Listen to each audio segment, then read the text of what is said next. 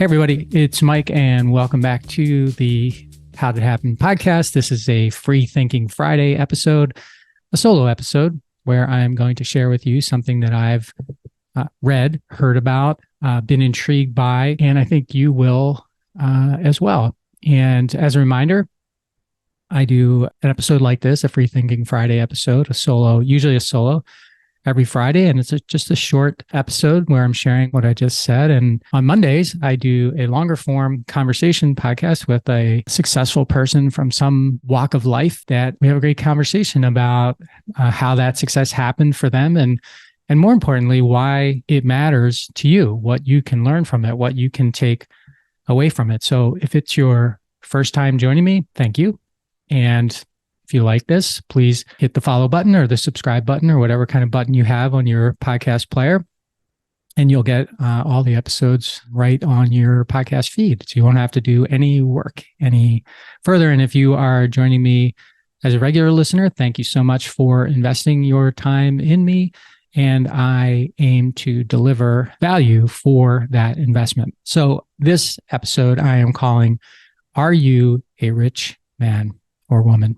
And I was inspired to do this by a book that I listened to, an audiobook, which I don't normally do, but I was on a long road trip with my wife and our youngest, Rachel. And both she and my wife, Jamie, are big Harry Potter fans. I sadly am not or have not been a big Harry Potter fan, haven't watched the movies or read the books all the way through. Haven't read the books at all, but haven't watched the movies all the way through. But nonetheless, we were listening to an autobiography from an actor named Tom Felton. And Tom Felton plays Draco Malfoy in the Harry Potter series. And he is essentially one of, I guess, Harry's nemesis at Hogwarts.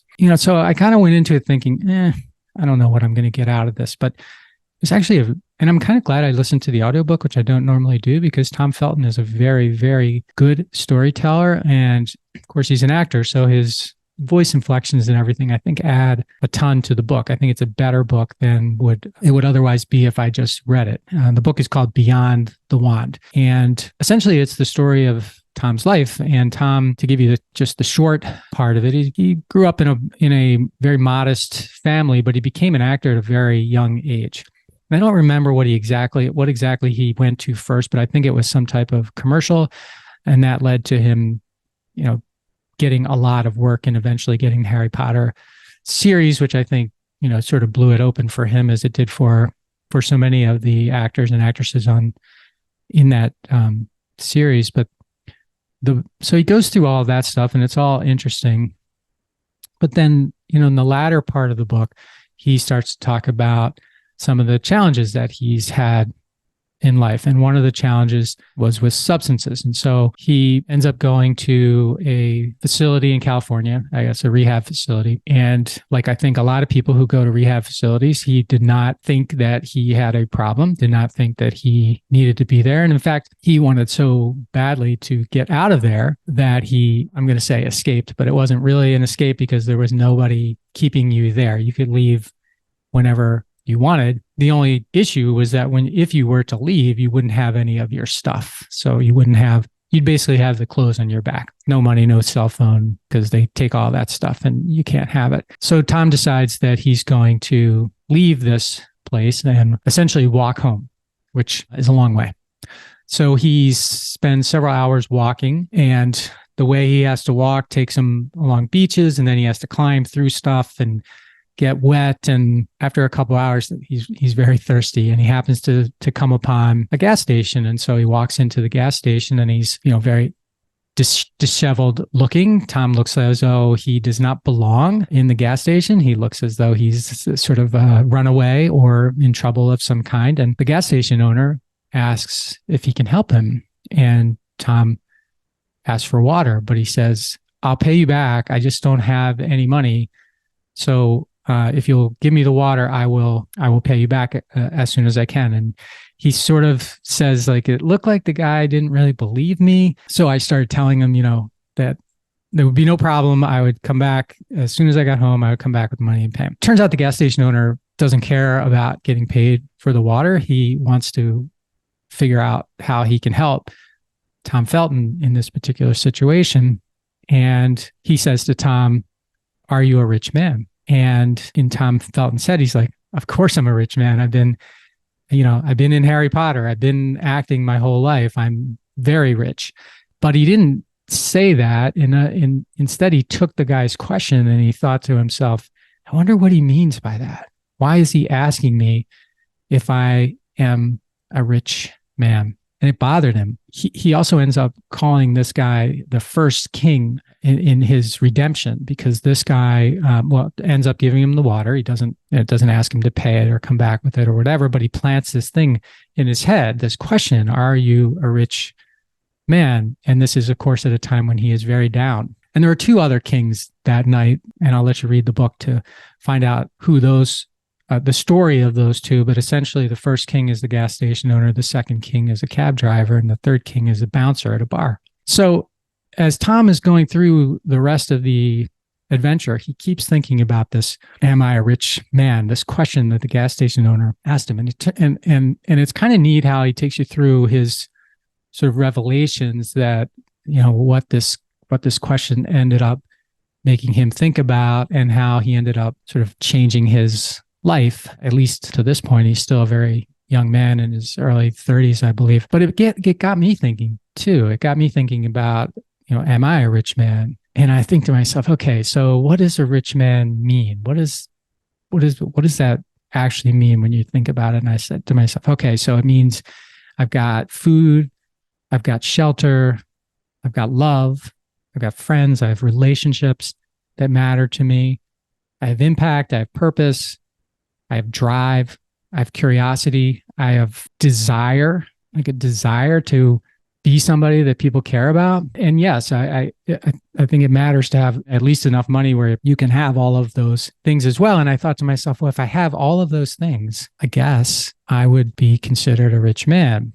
And, Tom Felton, he looked to have basically everything that mattered, especially if you were a person on the, outside looking in towards him. But when the man in the gas station asked him that question, well, he wasn't sure. And so as I was going through my thinking about this and those points that I made, and I'm not suggesting that those are all the right points or any of them are the right points for you, but I asked myself, and in turn, I asked you, are you a rich man or a rich woman? At least as you interpret the gas station owner's question. And I say to myself, I think so. I hope so. But, this was months ago that I listened to this book and heard this, and I've been thinking about it ever since. And I think I'll be thinking about it for a long time, especially when I feel like I'm entitled to something that maybe I'm not, something I maybe have not earned or don't have a right to. But I think because I'm who I am, I should get it. But also it makes me think about, how can I be a richer man, a richer person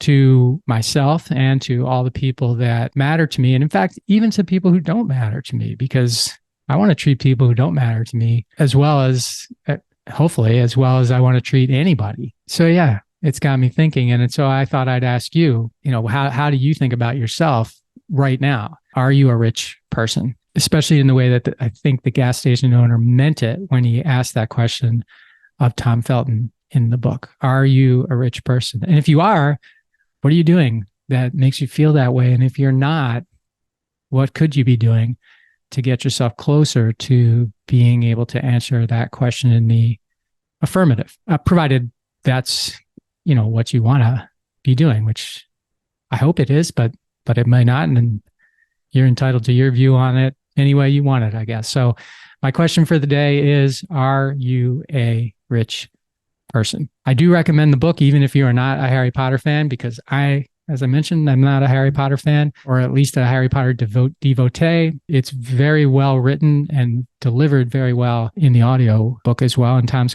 he just has an interesting story, interesting perspective, and an interesting way of telling it. So Beyond the Wand is the name of the book. I encourage you to pick it up. I do thank you for investing your time with me today. I hope I delivered some value for that investment. And if I did, please follow or subscribe to the show.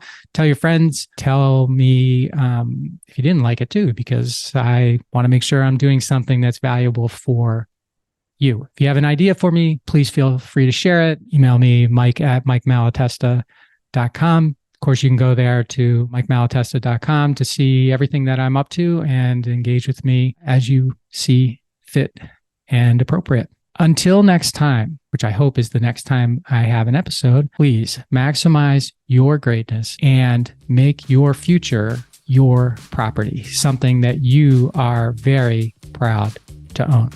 Until next time, see ya.